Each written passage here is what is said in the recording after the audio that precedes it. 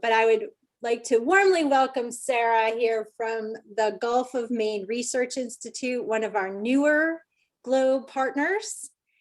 And I'm very excited though, because she's gonna talk about the NASA Citizen Science series that they have been hosting. And there was a survey and lessons learned, and Dr. Lynn Chambers is the one who kind of connected us and said, Jen's water cooler would be a great place to talk about this. But also Sarah wants to elicit some feedback from us. And so it's an opportunity for that as well. So, and I am so happy that you are here because I feel like, you know, Maine, New Hampshire, we met in person and it's just great to have you here presenting. So thank you so much, Sarah. Well, thank you. And thanks for this opportunity. It's great to be here with you all. So maybe a little bit about me and a little bit about what I'm talking about. So I have been working at the Gulf of Maine Research Institute. It'll be 19 years this May, which is an incredibly long time, blows my mind. For most of that time, I've been working, well, all of that time, I've been working in citizen science, first focused on developing citizen science programs and curriculum and trainings to help teachers really integrate those experiences into their science curriculum. And then working more with communities using citizen science and really the scientific method to explore and collect and collaborate on answering and addressing questions of local significance and local priorities. And about, I don't know, 18 months ago, well, the Gulf of Maine Research Institute has been involved with the science activation program for the last 5 or so years with NASA. And I know a lot of you are in that community as well. Out of that interaction and work with NASA, Lee Peak, the Chief Education Officer at the Gulf of Maine Research Institute, thought it would be a great idea for us to put a proposal in to host the second annual NASA Citizen Science Community Workshop. So we wrote a proposal and submitted it and had this great plan for having a couple-day workshop here in Portland, Maine, and bring everybody together in person. And we're going to have it in July in Portland. It was going to be great. And then COVID hit. So instead of having like just taking our plan for that event and trying to have a couple-day full-on all the time, all Zoom event, we decided that for our own sanity and everyone else's, we would instead break up our program and have an event every 2 weeks, starting in the end of May and moving all the way through summer. So make a series of events rather than all Zoom all the time for a couple days. So that's what we did. And it worked out. We learned a lot as we went. It worked out pretty well. It worked out so well that the series is actually continuing now. And I presented, I guess it was in sometime over maybe December, November. We distilled the lessons that we had learned in putting on this series of events and shared it with the science activation community in their meeting in November. And that was the document, or that was the talk that I gave that Lynn said, hey, you should bring this to Jennifer. Or to Jennifer's water cooler event. So I have that one page of lessons learned. I'm happy to share it and we can talk it through. But I know that all of you, the whole world has now been operating in an online environment for the last year. It's been over a year now. So you all probably have your own lessons learned and some great ideas to share too. So what I was planning on doing is sharing this document. And what I'm going to first do is just share, I think I can just share a link so you can all see this document yourselves. I will also share my screen so we can all stay on the same page, but feel free to keep that and share it or use it and you don't have to feel like you have to take notes. I have a hard time talking and doing at the same time, but here we go. So in that series, the NASA Citizen Science workshop event that turned into the summer event, we had a team of us working on this. So I was not doing this by myself by any stretch of the imagination. It was a group of us. We had an evaluator, Heather Fisher, who's also an evaluator with the Globe Observer Project as part of the science activation community. Jennifer Shirk, who's the director of the Citizen Science Association, Brianna Putnam, who is the community engagement specialist for the Citizen Science Association.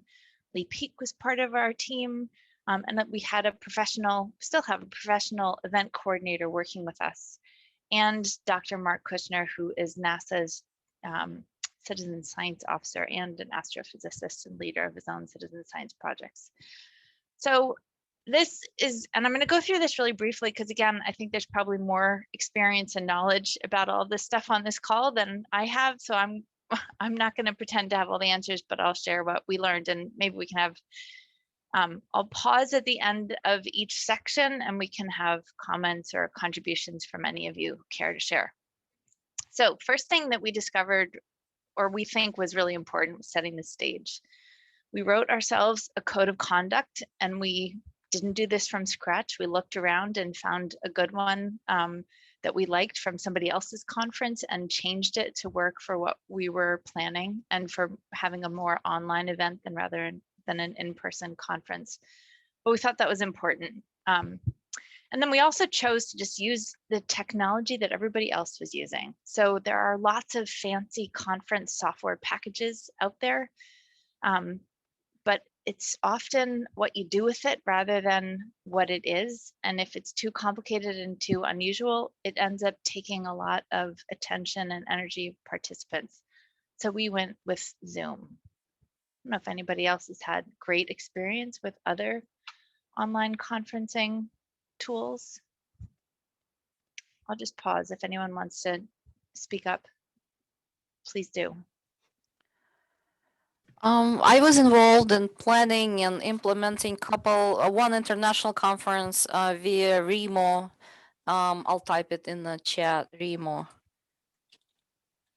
It's a software package for virtual conferences, and it was picked up also here in US by University of Rhode Island, and I was involved in that conference. So my personal sort of assessment, I don't know what's the word, lesson learned. It's way too expensive and it's not worth the money.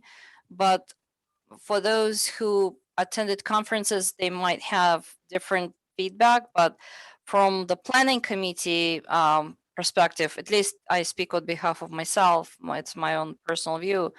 It was about 20,000 K Wow. for consultants. And I don't think it was worth it.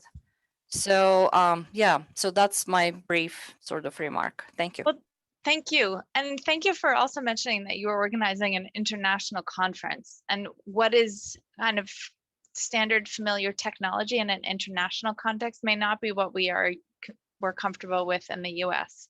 So we talked with the NASA folks we were working with and chose something that was useful for our community, but you raise a really good point that not every community is the same. And you also raise a good point that some of these solutions are really expensive and it may or may not be worth it.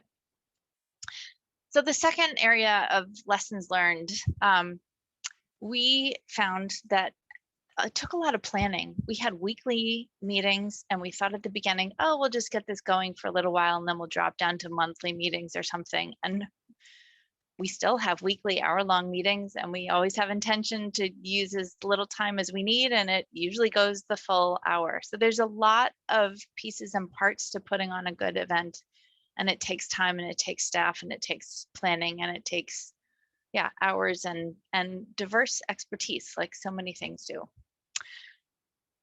We chose to pre-record presentations and then play them back during our live events with the speakers present, so the speakers could participate and chat and answer questions on the fly. We did this, Jennifer, actually, your trouble with your internet is the perfect exhibit of why we chose to do this. Internet sometimes just doesn't come through when you need it the most. And because we were hoping to have a large audience, we wanted to avoid any of those unforeseen technical glitches and the gremlins. So we did choose to do that. We have gotten minimal feedback. Some people think that that's what they think, that we look too professional and they're too polished and it feels impersonal, which I see Kristen Weaver laughing, and I'm so glad you are. That's kind of our response, is like, what do you mean professional? It's just us, and we're doing the best we can, but it's just us. I think we do. It's easy to try and be too polished and too perfect, and there is something that's really wonderful about being human. So we've been letting more kind of glitches go through in our editing process, and we don't sweat about it so much, because when you're not perfect, it invites everybody else to kind of show up as their full selves and not worry about how they're coming across. They're worried about being polished enough to speak. So I think that's important. We also have found that instead of having one person speaking all the time, it can be a lot more engaging to have a dialogue. So we have more kind of one-on-one conversations when we can, when there's a presentation, because there's a technical thing to talk about or a diagram to walk through or something that's more complicated and it makes sense, great. But if there's an opportunity to invite more conversation, we do. We also always had live and continue to have a little bit of live Q&A, because that's important. We find it's important, and your audience is always going to ask you some interesting questions, and it's good to make space for that. And then finally, because pulling together a program and figuring out who's going to speak and figuring out how to introduce them and figuring out how to kind of create that narrative thread that ties them all together does take a lot of energy and focus, and none of us are kind of professional presenters. We chose to share that amongst the planning team. So I have been the consistent voice, mostly just to offer a consistent voice, but we've shared leadership of putting together events, and that seems to be a good balance. So I'm there for consistency, and somebody joins me to put together the details for each of our biweekly events. I'll pause there. Comments, questions? I don't want to occupy the floor, but I do have experience working in a number of planning committee for similar events.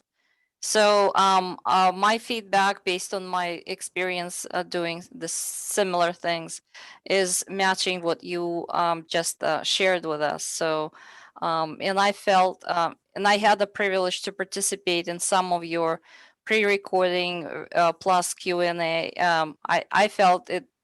I felt it was polished, and I felt there was nothing wrong with it.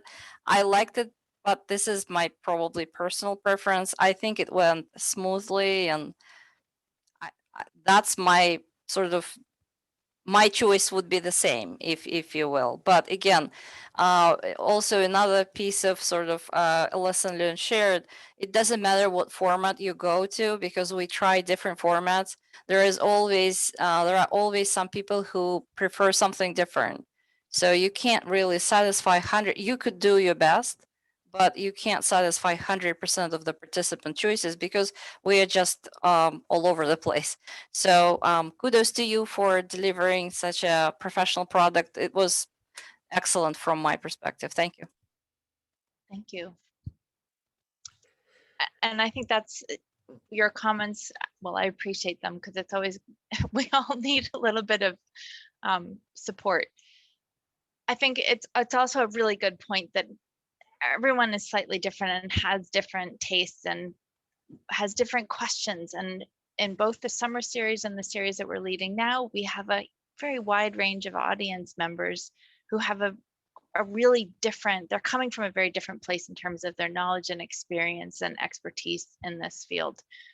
So figuring out how to put together a program that serves the people who are newbies and doesn't make them feel like this conversation is too advanced for them, but also engages the people who've been working in this space for a while so that they're also engaged. That can be challenging. It's another reason why it's so important to have a team of people working together to put together an event series. It's really been essential and valuable. Any other comments? Well, I was going to say that I used to be kind of opposed to doing the pre-recording, because it's like, well, it's not as, it needs to be special. You're tuning in for something live that you're getting right then. But I think I have come around to it's you can just control for contingencies so much better with that, that whatever you lose of not having the spontaneous interaction from the, like the presentations themselves, is probably not really, you know, worth the extra aggravation. Yeah, or just, or the risk maybe. Yeah. Jennifer's case today, again, illustrating. The other added benefit about recording things is you have something that you can share with folks who couldn't make it to your live event, and you can do that very promptly, and that's been useful. So we didn't record the live Q&A because we wanted to, for the people who were there, both to have something special, but also to have the freedom to ask a question that they didn't want recorded for everyone in the world to see in case they messed up or whatever. We wanted it to be a little bit more of a safe space. But there's value for recording because you can share it quickly. And that is the final section here. Keep it real, personal, and lively. So this was actually, this first tip about bringing speaking guests on early actually came from one of our speakers, and she had been part of an event that did this and it worked really well. And for her, it had imitated that feeling when you're at a conference, you go to your room where your session is going to be early and you talk to people and you meet the other people who are in your space. Maybe you've met them before and you're catching up with them, or maybe you've never met them before and you're putting a name and a face together for the first time. But that having some conversation helps get the nerves out and it helps to create a rapport. We also chose to broadcast that. So people who are joining, even if they joined 10 or 15 minutes early, they were joining something that felt alive and human and personal, and they knew if their audio was working, for example, because they were something to listen to, and it felt a little bit more relevant than talking about just playing music or some other way to help people understand that their audio was working. And that also seemed to just create a nice rapport, and it carried through the event. And in the end, we also kept things on for a little while so that there could be more follow-up questions or just more chat amongst the panelists who might have, you know, heard something new when they listened to the recording. So that helped. We thought it's been really successful for us in creating the kind of tone that we wanted to create in our events. Definitely do a live Q&A because your audience always will bring something interesting forward. So the other thing, this number 9 was a little bit thrust upon us. So our very first event in our series last year was, I can't remember what the date, I think it was May 27th, which we thought, oh great, it's the right Wednesday of the month and off we go again. But it turned out it was going to be the day that astronauts were launched into space for the first time since the Challenger. And I might get this wrong because I'm not so good with my NASA history. But there was a big major space launch happening, and we knew our audience was going to be really excited about it. And we had rescheduled things enough that we couldn't really delay. And we didn't know if the launch was going to go off anyway. So we just made talk about contingency plans. We had 3 plans for that day. We had a plan for if the whole launch got scrubbed and it was just a straight up event. We had a plan if the launch happened, we were going to shift over and include the launch in our program, just basically interrupt the program, put it on ice, and then come back to it. And then we had a whole series of contingency plans. So we could be there excited with our audience with this historic day that it actually did get scrapped. About 90 seconds before liftoff, we got the note that no, we don't have to cut to NASA TV to watch the launch. But I think we would have lost something with our audience if we hadn't been connected to that event. Similarly, I think 2 events later, this last summer, the Black Lives Matter movement was kicking into gear for some really appropriate, needed reasons, calling for conversation that needed to happen in this country that hadn't happened enough. And there was a group of scientists who got together and said, you know what, we need to bring this home to academia. Let's have a shutdown STEM day and challenge scientific institutions, STEM institutions, to put aside normal business of that day and instead hold conversations to address, explore, and talk about racism in those places and how those places could be more anti-racist. citizen science is about people, and it just didn't feel right for us not to respond in kind to that event. So we put aside our carefully scheduled pre-recorded webinar plan, and instead we held a meeting on that day, and we had a discussion about racism and anti-racism in citizen science. And we called on a few extra people to come back and help us to put that event together and to facilitate breakout rooms. And we went for it. It was pretty scary. We didn't have much experience leading events, let alone leading live events. And we felt like we had to do it. And even if we did it poorly, we would have learned something, we would have created space for a conversation. So we went for it. And in the final survey of the whole series, my favorite piece of data that came out of it was we asked people, what was the most impactful event of the summer series for you personally? And somebody picked every single one. Like there were no events in our series that weren't somebody's most impactful event. But that said, the shutdown STEM day was actually one of the more popular, most impactful events. So being part of, not pretending that you're doing something perfect that's recorded and you're not connected to the world, was really important. But staying connected with current events that were happening, whether they were a big NASA launch or a really important day to have a conversation about something other than the normal business as usual, served us well, and we feel good about those decisions. Yeah, and then we also got into a pretty steady rhythm of communication. I think we sent an email out every week to the NASA Citizen Science Google group and to the, I'm not sure if we sent it also to the registrants. Zoom kind of took care of that for us. But we think that was good. I'd love to hear from any of you who are like, oh my God, another email from that series. Those are the lessons though that we learned. So any comments, questions, conversation about any of that? Hey Sarah, this is Tracy. I'm going to jump in real quick here.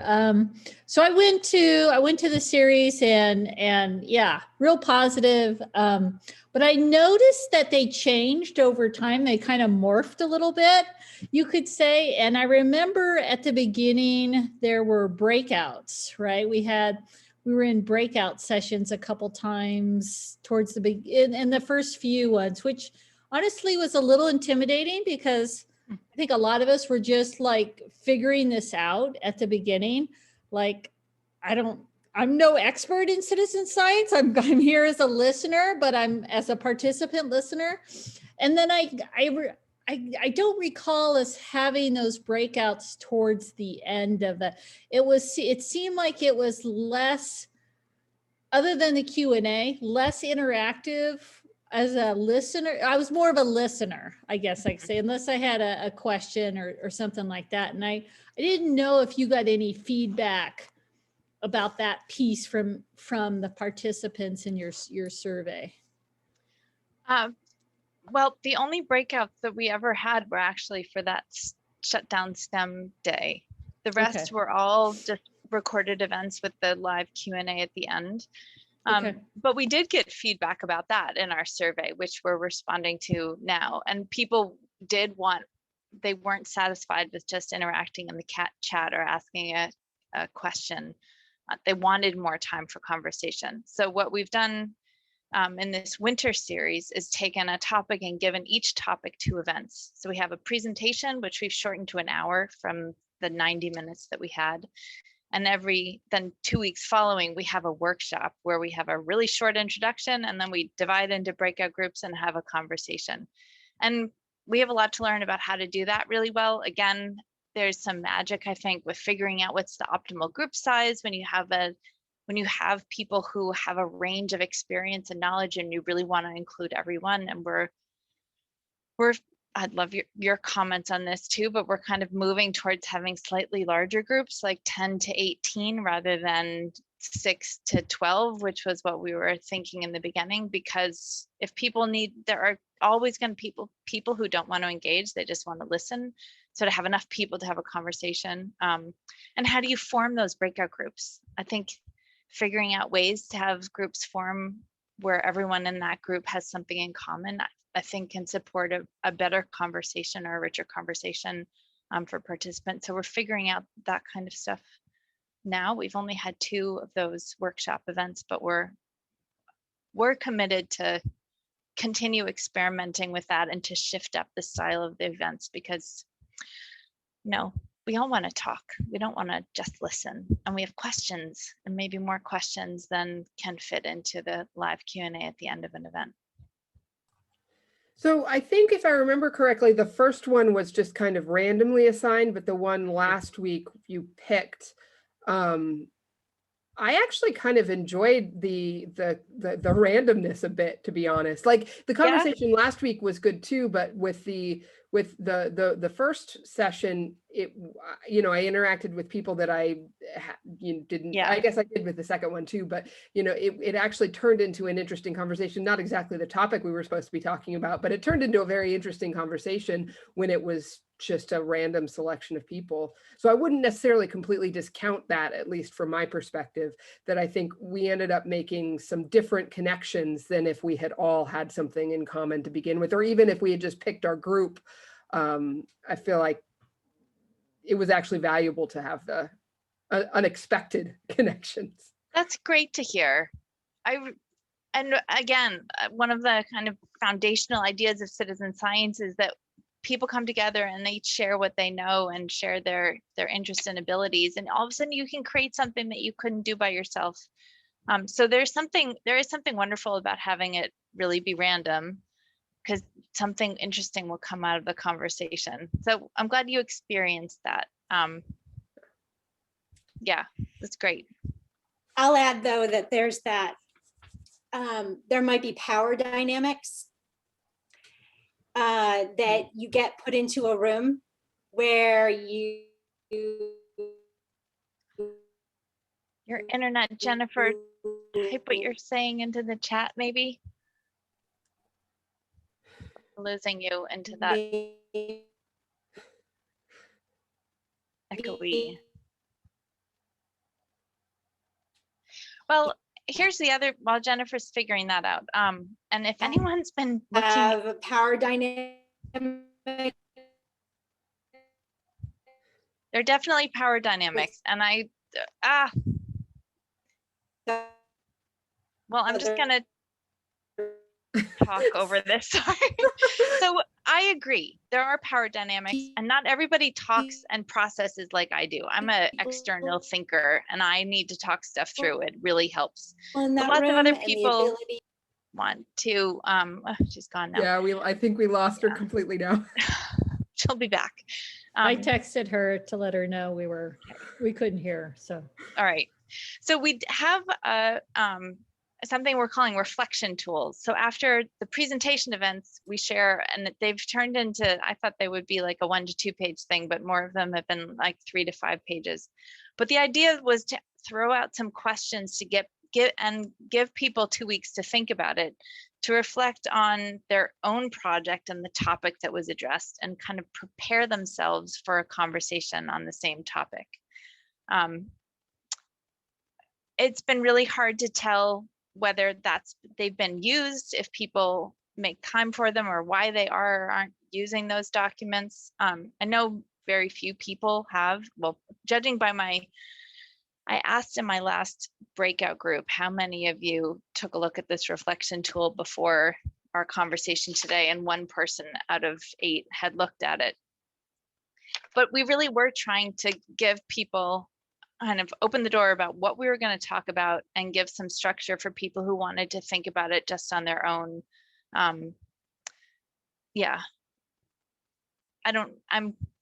I'm looking for ways to help engage those folks who may not want to be active in a Zoom call. Maybe you have some ideas.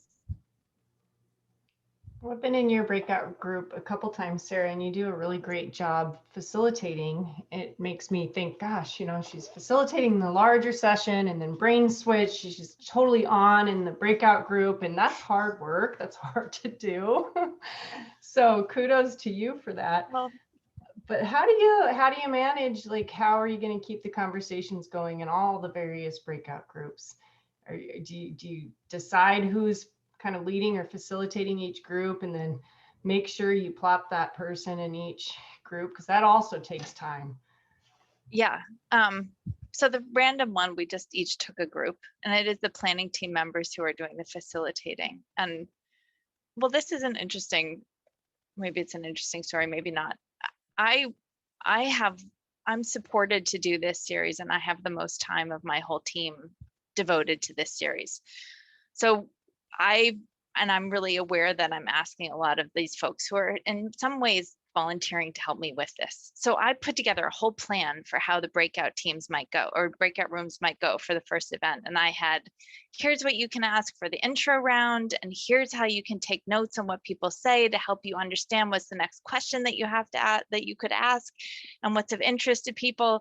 And I had this whole thing planned out, and I shared it with the planning team, and there's kind of some stunned silence. And then it kind of came out like, well, is it okay if we do something else? And I was like, yes, do whatever you want to in your group. It really does need to feel like, I think something that's really important facilitating is to do it authentically. And if you're following somebody else's script, it can be really awkward. And if you're feeling awkward and you're not sure how it got put together, it's really hard to just flow and follow the conversation that you're having. So luckily, somebody said, well, Sarah, what are you trying to do with this? And I was able to say, oh, right, I didn't mention that I put this together in case it was useful to you. Do whatever you want to. This is just a starting place for you to take a look and then throw it out the window or use pieces and parts of it. So once we sorted that out, it got a lot better. For the second round, when we've let people and invited people to choose the breakout rooms, we did choose different folks on the planning team have different expertise. So we kind of picked the rooms that we were going to be more comfortable facilitating a conversation in. We also never know how many people are going to join us. So I think this worked out really well. We had 5 topics or 4 topics identified. We have 5 planning team members. We identified 4 topics and made a plan that if we had over a certain number of people, we'd use all 4. If we had under a certain number of people, we would cut out the 4th topic. And then we knew that if, even if we had to use all 4 topics, if one group was really big, we had one person who could facilitate and reserve, and they could go in and divide a group into 2. So we ended up using 3 topics, and one of the groups was too big, so we divided it. So we kind of used all the strategies, and that seemed to work. We're getting a little quicker with Zoom breakout groups each time. The teachers in the world are really, really good at this. So yeah, we have a little bit to learn, I think, from that, but it's, I think generally people who attend a workshop to learn something and talk to other people who are doing something that they're interested in, they're friendly and they want you to succeed and they want to have a good conversation and they'll help you. So I think there's a little bit of trust of the audience too.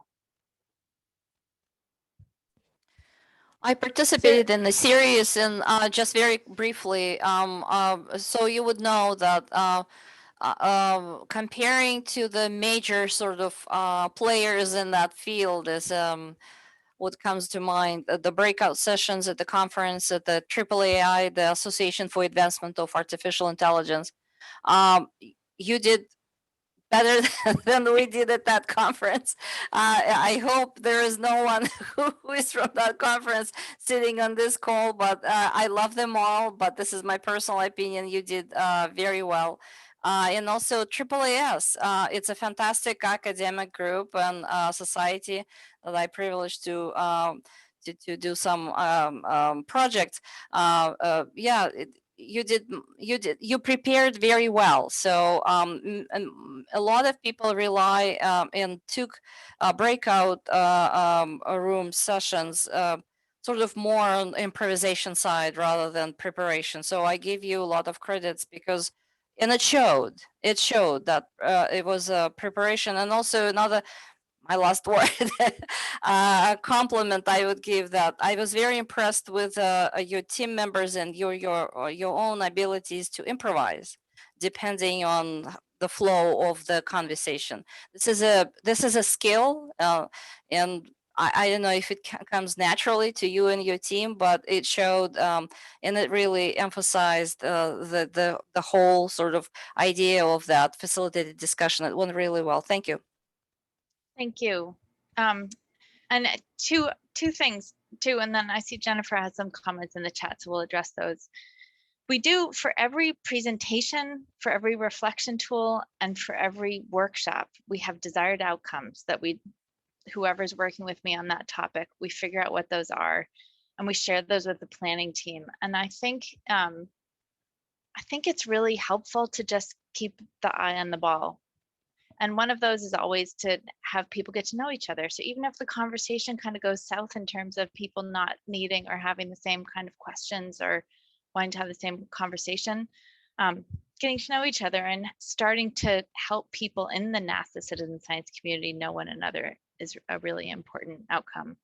And Christy, I will say, I find the workshops so much more exhausting than the presentations. I am thinking about all things at the same time, and you do have to be on your game, and it's challenging. So I really appreciate all the nice things that everyone's saying you're doing. You're really they mean a lot more than you can imagine. Thank you. So Jennifer talks about power dynamics in random groups. People can leave if they don't feel like they'll thrive for various reasons.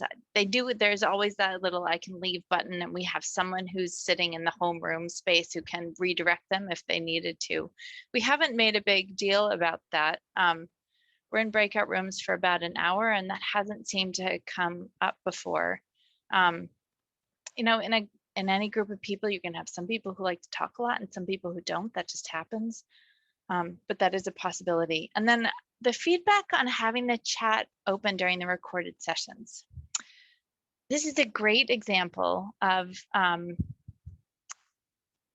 can't remember who's saying it. We're all different, right? So some people, when they're listening to something, chatting is the way that they help to kind of internalize and engage with the content. And that's really important to the way that they listen. And if they aren't chatting in the event, they're doing something else. They're going to be multitasking. So it's really important to let them do that. Other people were driven crazy by this constant flow of text, and they couldn't keep up with that and stay focused. So we added a comment. I'm not sure if anyone really heard it, but in the beginning of every event, we always reminded people that if the chat bothered them, they could turn it off. So it was totally mixed, as you'd suspect. Yeah, I think it can be really distracting for some, but it's the thing that really engages others. So we chose to kind of, if you have it open, then those who need it can use it, and those who don't want it could turn it off. So that's how we handled that.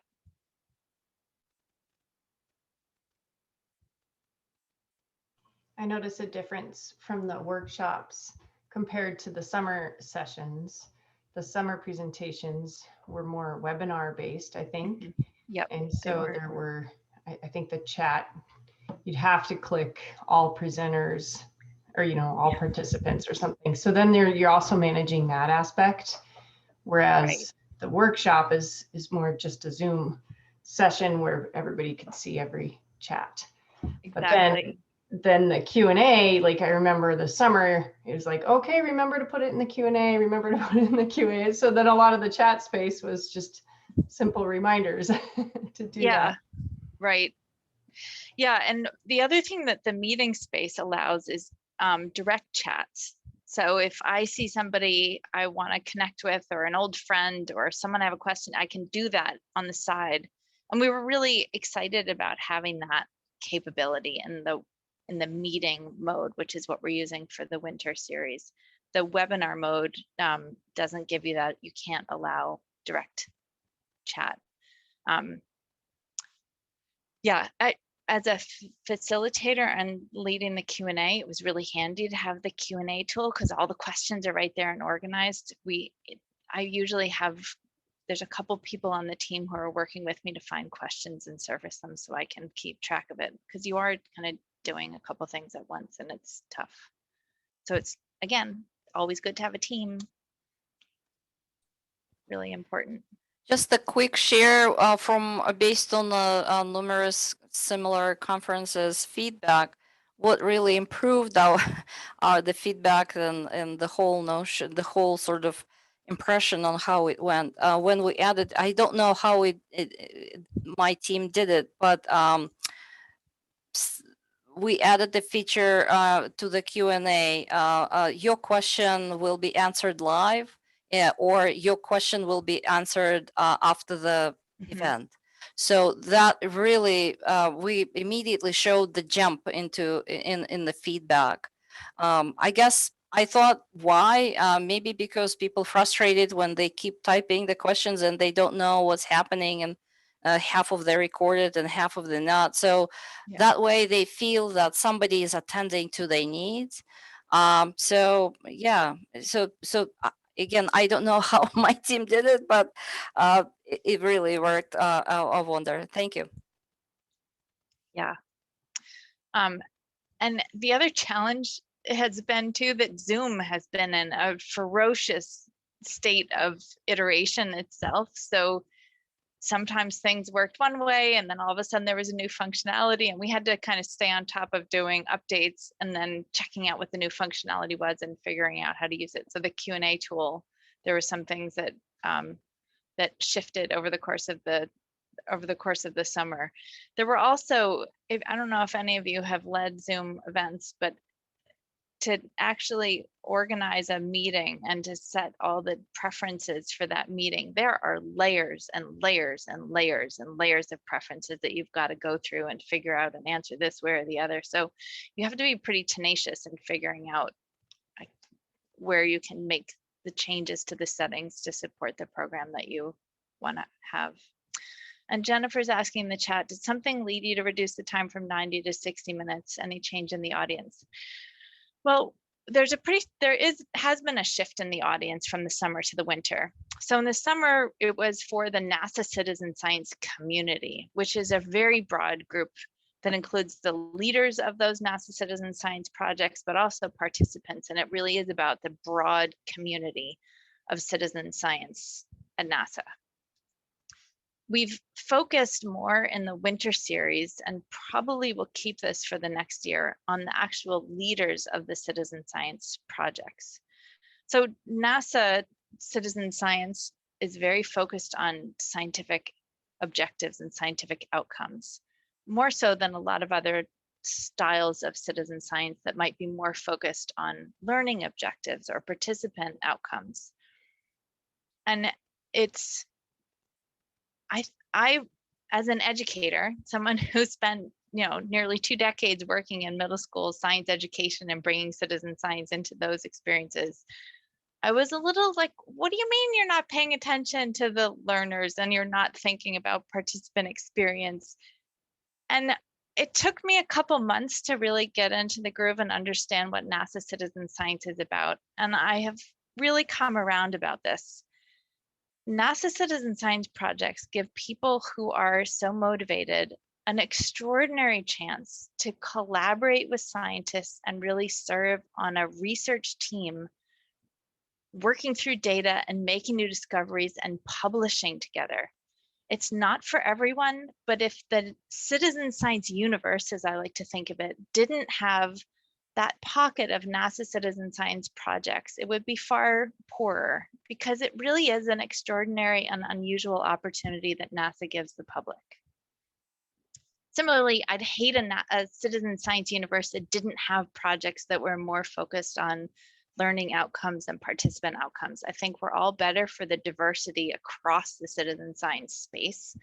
I do think we need better language for describing projects so that we can signal to the audience or to teachers or to peer scientists, whomever, what's really the focus and what's really going on in projects. So we've shifted to having conversations with the leaders of the NASA citizen science projects. Tend to be scientists who are just using the citizen science to accomplish a scientific objective. And there are all kinds of things for them to learn from the broader world of citizen science about how do you structure projects to be maximally engaging, it actually turns out, even if your focus is on science, it pays to pay attention to the learning that your participants might have, because that might be the thing that engages them and keeps them with you long enough to develop the skills to be that powerful collaborator that you hope they become. So there's a lot for that leadership team to learn. And they also don't know each other, and they're in different parts of the NASA world. So we're focusing more on that audience. I'm answering your question in a very long-winded fashion, Jennifer. So recognizing that that was the audience that we had, they're probably really busy. We want to have these workshop events and give time to those. We decided to shorten down the presentation events, make more of the interaction happen in the workshop as a way to kind of encourage people to participate in those workshops. And just give everyone a break. We're spending so much time on Zoom staring at faces, little boxes of faces, that it just seemed like the right thing to do. I'm curious to see in the feedback from the series if people miss having more time for Q&A, because that really is the thing that we've had to cut down, because there's always so much to talk about.